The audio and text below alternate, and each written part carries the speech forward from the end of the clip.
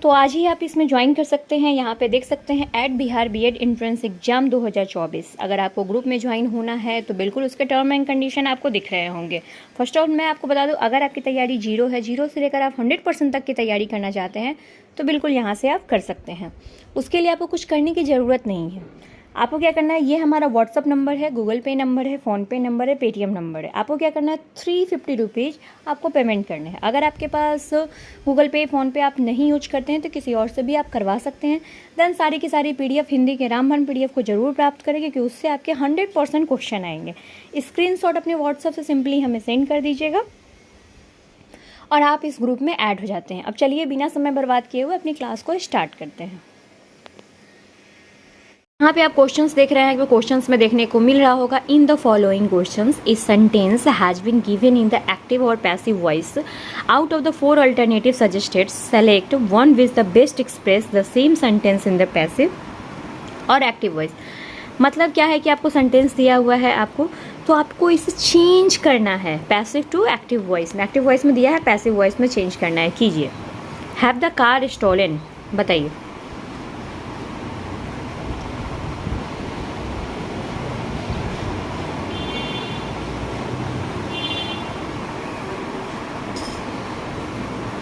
फटाफट बताइए।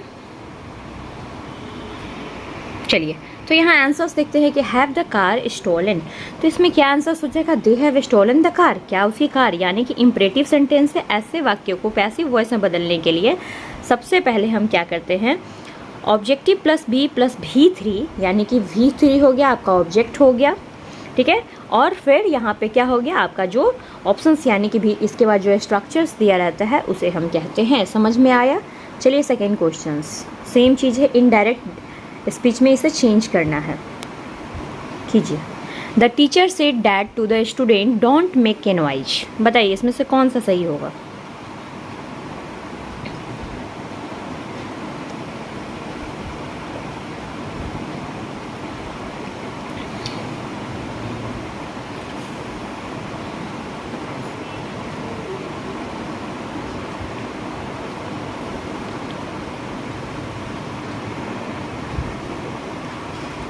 चलिए तो इसका आंसर्स देखते हैं। The teacher said to the student don't make a noise. तो इसमें आंसर्स आपका सी हो जाएगा। The teacher warned the student not make to noise. तो यहाँ पे क्या है, वार्निंग दे रहा है, इसलिए हम यहाँ पे वार्न किए हैं।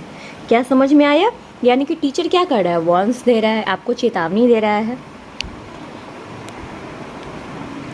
Third number, while walking on the beach we dash Seychelles।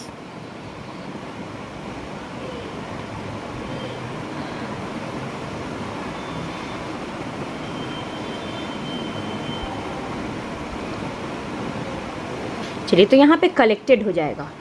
while walking the beach of the Seychelles, मतलब क्या है कि आपने जब बीच पे वॉक कर रहे थे तो आपको कुछ दिखा और आपने उसे कलेक्ट किया। Same group of the word given, इसका आंसर दीजिए। A person who it's too much, जो पर्सन बहुत ज़्यादा खाता है उसे हम क्या कहते हैं।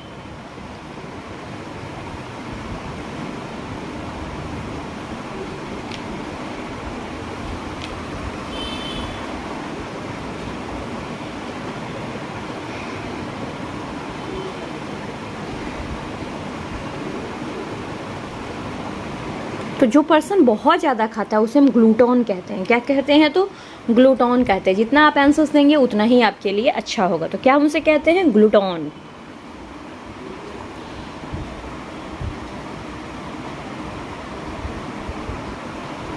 चलिए next question 5 number, he was vexed dash the behaviour of his daughter. बताइए। फॉर, फॉर्म, ऑन, विथ, क्या होगा।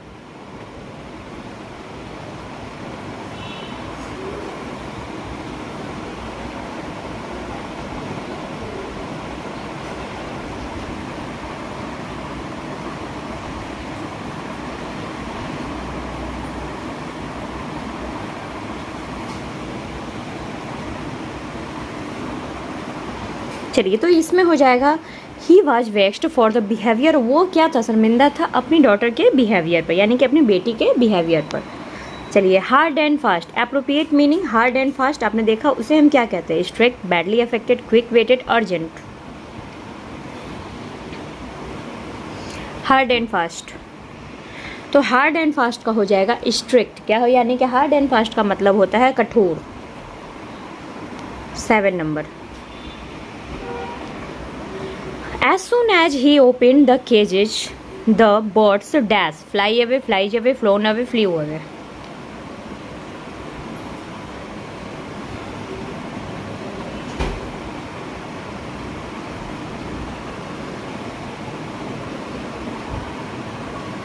फटाफट बताइए। चलिए, बहुत सही जवाब। तो आपको पता है कि एज सुन एज अगर रहेगा उसके बाद दोनों वाक्य जो होंगे सिंपल पास्ट में होंगे, इसलिए यहाँ पे क्या हो जाएगा? Flew away. क्या हो जाएगा? तो फ्ल्यू अवे। नेक्स्ट चलते हैं। एक्टिव वॉइस दिया है आपको, पैसिव वॉइस में इसे बताना है। The incident was narrated by somebody to Naresh. बताइए।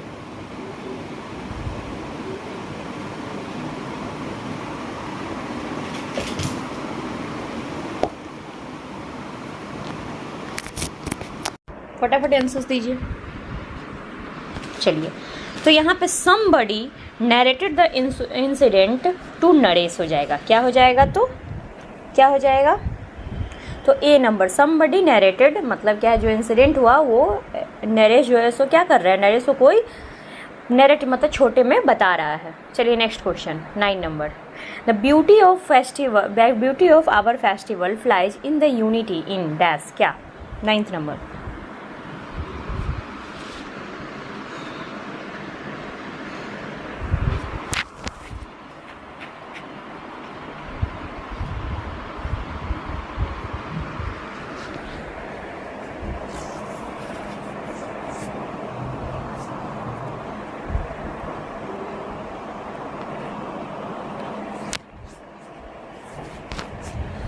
क्या हो जाएगा? तो diversity. The beauty of festival in unity in diversity मतलब एकता में विविधता वाली जो आपने बात सुनी होगी, ये है। चलिए next question, you have lost your notebook. इसको पैसिव वॉइस है, एक्टिव वॉइस में चेंज करना है। चेंज कीजिए।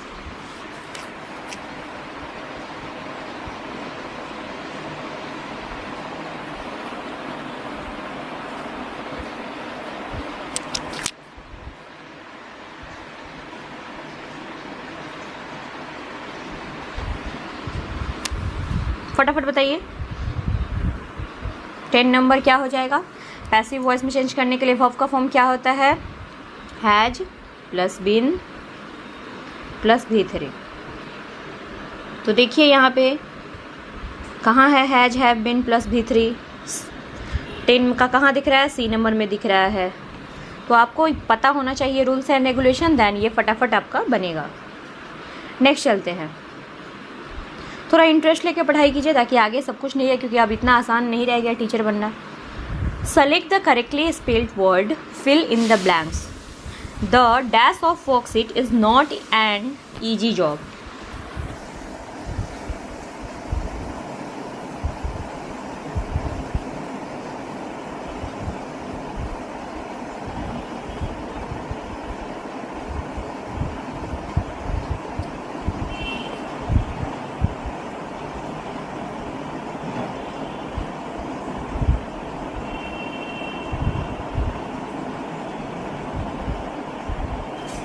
इलेवन नंबर फटाफट बताइए।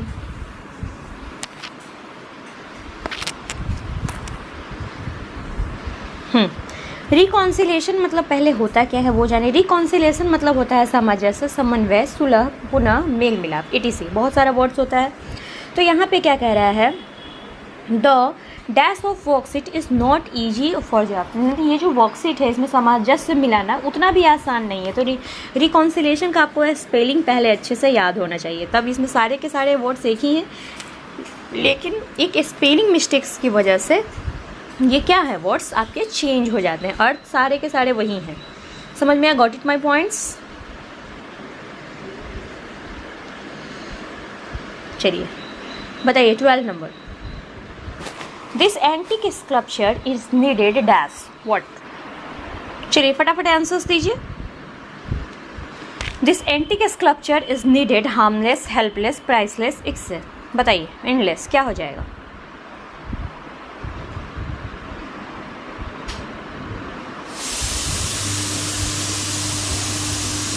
चलिए, ये जो एंटिक स्कल्पचर है वो क्या है? बहुत ही बहुमूल्य है।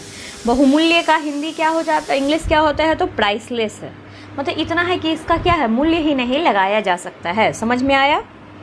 चलिए नेक्स्ट क्वेश्चंस पढ़िए।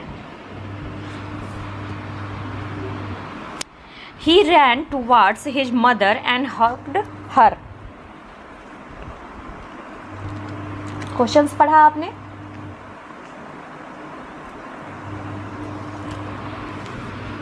क्वेश्चंस पढ़ा। चलिए नेक्स्ट ऑप्शंस में हम आपको रहता है पार्शियली, स्पाइटफुली, इवेंचुअली, गेली।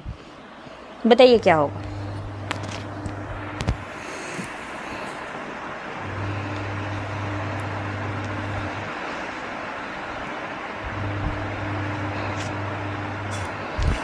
तो यहाँ पे क्या हो जाएगा? उसकी मम्मी ने उसको हक किया, कैसे? खुशी खुशी, प्रसन्नता से। तो यहाँ पे हो जाएगा गैली। क्या हो जाएगा? तो गैली। स्पाइटफुली भी आप लगा सकते हैं। चलिए, गैली यहाँ पे खुशी और प्रसन्नता से उसकी मम्मी ने हक, तो स्पाइटफुली भी आप यहाँ पे ज़्यादा वर्ड्स सही रहेगा। ठीक है, लेकिन मेरे एंगल से स्पाइटफुली छोड़िए, यही लगाइएगा। 13 का आंसर डी हो जाएगा, गैली मतलब खुशी खुशी से। चलिए next question.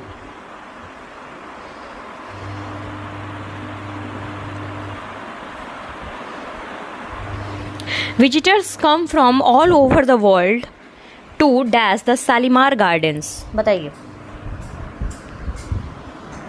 Perceive, see, observe, look.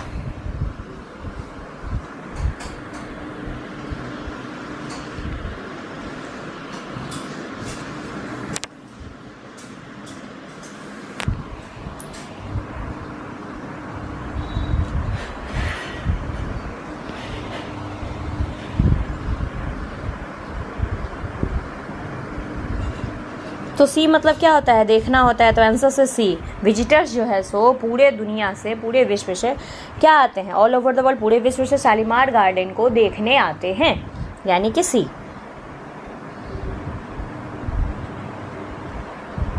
Pick out the finite verbs in the given sentence. To human to forgive divine, to is forgive human. बताइए 15 नंबर।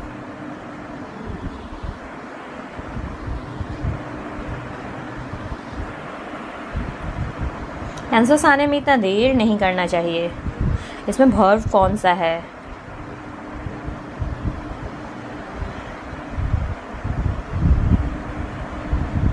तो इसमें वर्ब है इज। क्या है? तो इज, ऑक्सिलरी वर्ब जो बोलते हैं। 16 number. Pick out the non finite verbs in the given sentence. ये सब आपका ठीक कैसे होगा? आप मन में ये सोच रहे होंगे। तो जब तक अपने ग्रामर का आपके पास नॉलेज नहीं होगा, आप मेरे वीडियो को प्लेलिस्ट में भी जाकर देख सकते हैं। ग्रामर का वीडियो छोटा छोटा बना हुआ है।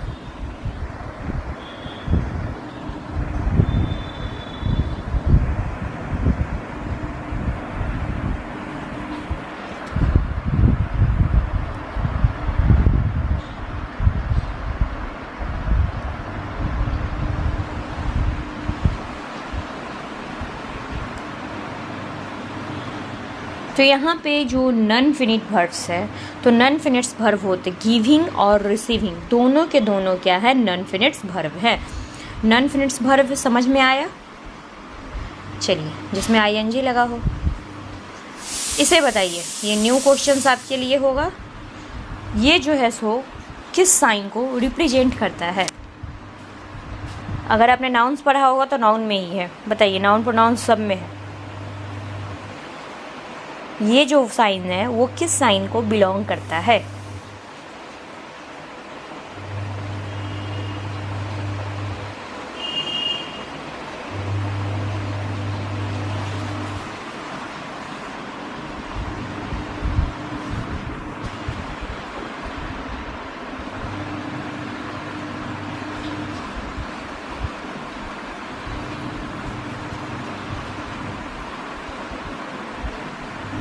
चलिए, बहुत सही जवाब। तो ये जो है सो आपके एक्सक्लेमेशन जो आपने पढ़ा होगा, एक्सक्लेमेशन यानी कि बहुत अत्यधिक दुख, आश्चर्य, ऐसे सब जो प्रयोग होते हैं उसमें इसका यूज होता है। चलिए अब बताइए, fill in the blanks, write of the correct option which of the symbol of semicolon. इसमें सेमी कॉलन का ऑप्शन कौन सा है? फटाफट आंसर दीजिए, मैं सबका आंसर देखना चाहती हूँ।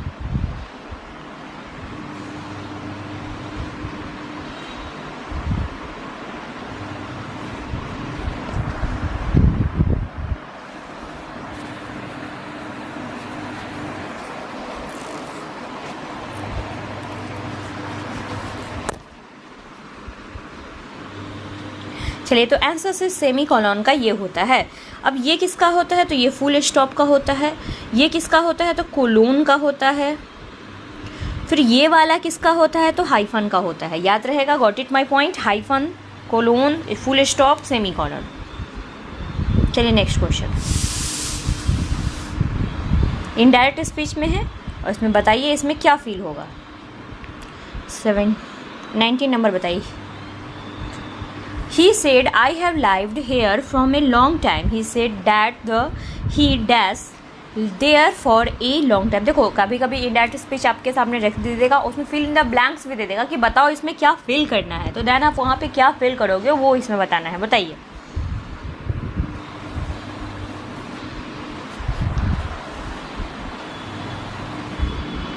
दिमाग लगाइए थोड़ा।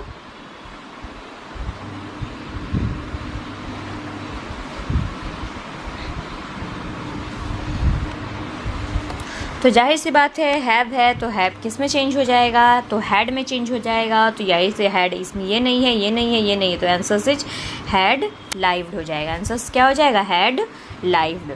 चलिए next question, this is the last question of this topic. ये मिक्स्ड क्वेश्चन है, बताइए।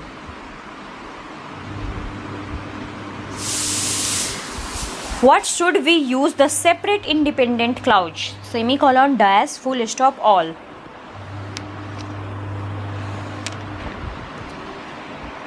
इसमें से सेपरेट इंडिपेंडेंट क्लाउज कौन सा है?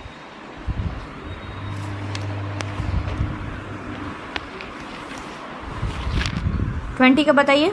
अगर दो इंडिपेंडेंट क्लाउज के बीच कोई लिंकिंग वर्ब होता है तो उसे हम क्या कहते हैं? Separate independent clause. तो इसमें से देखिए, बताइए कि इसमें से कौन सा होता है। तो कोई लिंकिंग वर्ब हम किसका प्रयोग करते हैं उस टाइम में? तो उसमें हम सेमी कॉलन का प्रयोग करते हैं। सेमी कॉलन के बाद यानी कि लिंक करते हैं, फिर दूसरा वर्ड्स यानी कि दूसरा सेंटेंस लाते हैं। तो ये हो गया इंडिपेंडेंट क्लाउज। समझ में आया किसे हम इंडिपेंडेंट क्लाउज कहते हैं? कोई दिक्कत, कोई परेशानी है? Then you can share me. तो बताइए आपके 20 आउट ऑफ 20 में से कितने मार्क्स आए? How many got your marks in English? 20 में से कितने मार्क्स आए? नीचे कमेंट में फटाफट लिखें।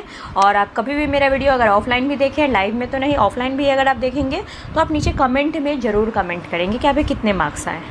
आपको अगर कुछ भी पूछना है तो नीचे कमेंट में कमेंट कर सकते हैं, आपको रिप्लाई मिल जाएगा। चलिए फिर इसी के साथ आपसे विदा लेती हूँ। मिलूंगी नेक्स्ट वीडियो में नई इन्फॉर्मेशन के साथ। Thank you for watching us.